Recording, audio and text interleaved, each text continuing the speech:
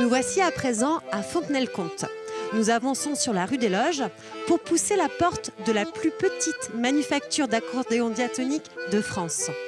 Effectivement, c'est ici qu'en 2007, Stéphane Leland, facteur d'accordéon, a choisi d'ouvrir son atelier.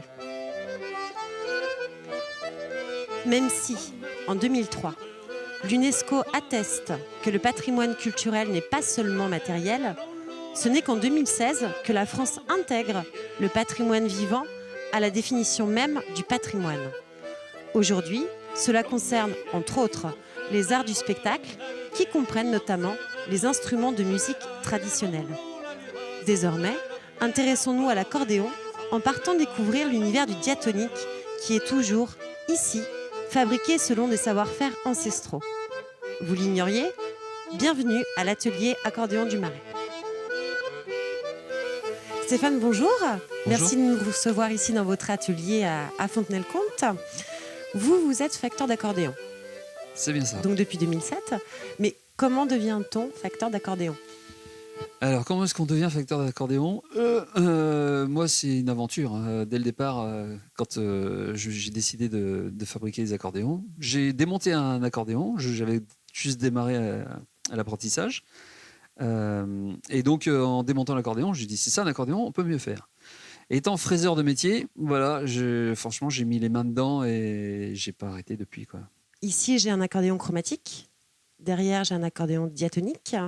Oui. Donc, vous fabriquez le diatonique, vous réparez le chromatique. Qu'est-ce qui se passe en fait ? Quelles sont vos missions ? Je fabrique de l'accordéon diatonique, Oui. principalement, et je répare tout ce qui a un soufflet et des anches.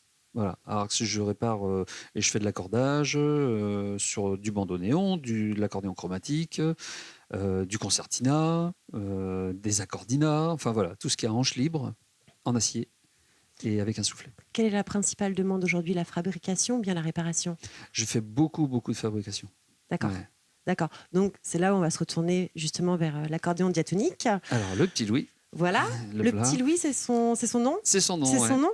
Alors, question qui peut-être pour vous semble simple, voire même logique. Pourquoi dit-on qu'un accordéon diatonique est un accordéon bisonore ? Alors, le diatonique, pour faire simple, on schématise, Oui. on regarde les touches d'un piano, les touches blanches, c'est la partition diatonique. La partition chromatique, ça va être les touches blanches et les touches noires. D'accord ? Donc, par contre, le diatonique, lui, il va être bisonore parce qu'il va avoir en fait deux notes sous un bouton. On appuie sur un bouton, on pousse, on tire, on a deux notes. Alors que le chromatique, on appuie sur un bouton, on pousse, on tire, on n'a qu'une seule note. Donc finalement, l'apprentissage entre les deux instruments est complètement différent. C'est pas du tout pareil, en effet. Oui. Autant ce diatonique est intuitif, à mon sens. Donc pas besoin de solfège. On peut apprendre sans solfège, en effet, une méthode à l'oreille. Et alors que celui-ci, on peut apprendre aussi à l'oreille, mais c'est beaucoup plus dur. Et on n'approche pas l'instrument de la même façon. Ici, avec le chromatique, on va avoir une pression constante sur le soufflet, à pousser et à tirer, constante. Et c'est tout le doigté de la main droite qui va faire le jeu. Mmh.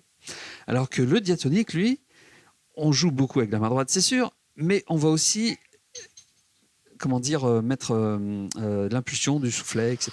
D'accord.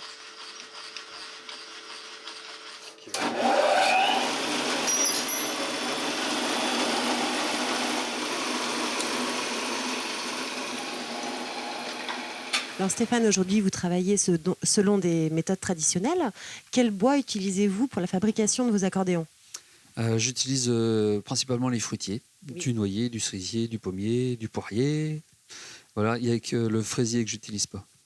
Et c'est du bois régional que vous prenez ? C'est du bois de pays, oui, C'est du bois tout de à pays. fait. Ouais. Alors moi, ce qui m'a interpellée quand je me suis intéressée à votre activité, Oui. effectivement, vous allez utiliser le cuir, vous allez utiliser le bois, le laiton ou d'autres matériaux.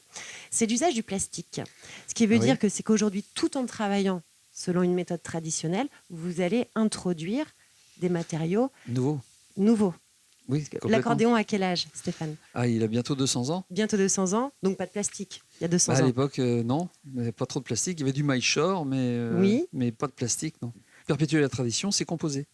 C'est-à-dire utiliser les matériaux d'aujourd'hui. Voilà. pour leur précision, leur longévité, leurs caractéristiques mécaniques.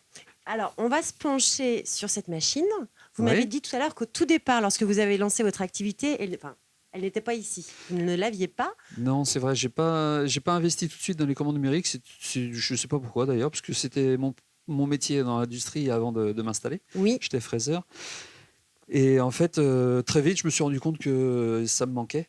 Et pourquoi justement? À quoi sert cette machine? Eh ben, je vais gagner en précision et en rapidité aussi. Et puis, du coup, même en personnalisation. De quelle manière? Si quelqu'un souhaite avoir un motif particulier Voilà, sur... sur les motifs, les signatures. Voilà, c'est ça. Ça peut être des petites écritures, un petit dessin. J'ai fait une tortue pour un client là récemment. J'ai pas encore fini. Il faut que je termine. Voilà. Ah oui, effectivement. Donc là, c'est la machine qui réussit vraiment à apporter cette finesse et cette précision. C'est ça. Avec une petite pointe à graver, je suis rentré de 3/10 dans la matière. Et une fois que c'était tout usiné, j'ai saturé de vernis, puis saturé de peinture noire. Une fois que c'était bien sec, j'ai poncé le tout et il ne restait que le fond noir. J'ai un client qui voulait, lui, une incrustation en laiton. En laiton. Il s'appelle Louis. Il joue sur un petit Louis. Et sur la façade de son accordéon en poirier, j'ai fait un beau L en laiton incrusté, voilà, à la mode maritime. Alors moi, ce qui me ferait plaisir maintenant, justement, Stéphane, c'est que vous preniez l'instrument qui est derrière vous et que vous nous jouiez un petit air. Ah ouais, ok, avec plaisir. Vous acceptez? Bah, forcément. Merci.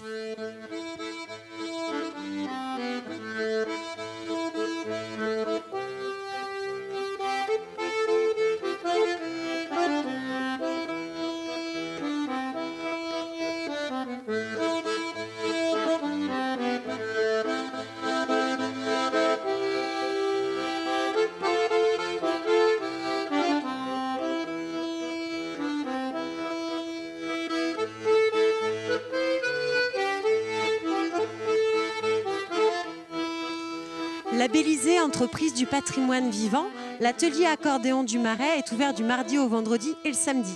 N'hésitez pas à consulter le site internet pour prendre connaissance des horaires. Le label Entreprise du patrimoine vivant, marque de reconnaissance de l'État, met en évidence les établissements français où perdurent des savoir-faire traditionnels d'excellence. Alors sachez qu'il existe une route pour découvrir justement tous ces ateliers qui ne manquent pas d'authenticité. Pour ma part, je vous souhaite une très bonne journée et je vous donne rendez-vous prochainement pour un nouveau numéro de Trésors cachés.